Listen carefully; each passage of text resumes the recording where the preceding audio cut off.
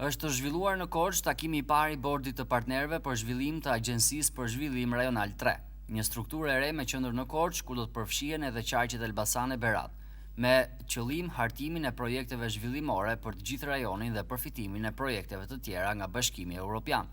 Kryetari i bordit, njëherësh kreu i Bashkisë së Korçës, Sotiraq Filo, tha se krijimi i 4 makrorajoneve në vend është një nga nismat më të rëndësishme të qeverisë shqiptare.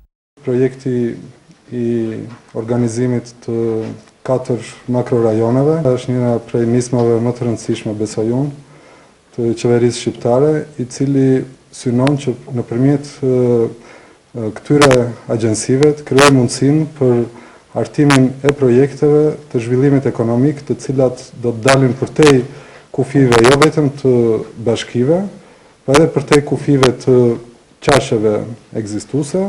Është dhe mundësia apo perspektiva e aplikimit edhe në fondet e Bashkimit Evropian, të cilat njërin prej kritereve të tyre kanë edhe projektet të cilat dalin ose janë në kuadrin e makrorajoneve.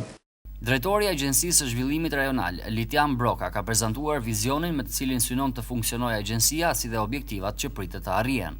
Agjencia e Zhvillimit Rajonal me qendër në Korçë përfshin, siç dihet, qarqet Korçë, Elbasan dhe Berat. Dhe së bashku me këtë bashkojnë qeverinë qendrore dhe donatorë për të hartuar projekte zhvillimi që të jenë të prekshëm dhe të jenë dhe vizionare. Vizioni është ndrimi i rajonit nr. 3 në një zonë më atraktive turistike dhe një rajon më të zhvilluar dhe një nga rajonet më të zhvilluara të Shqipërisë në aspektin social ekonomik, duke arritur standarde evropiane dhe duke nxitur anëtarësimin e Shqipërisë në Bashkimin Evropian. Në këtë mbledhje u miratuan strukturat e punonjësve dhe niveli i pagave të tyre, si dhe rregulloret e projekteve, prioritetet për investime dhe një akt marrëveshje me subjektet partnere.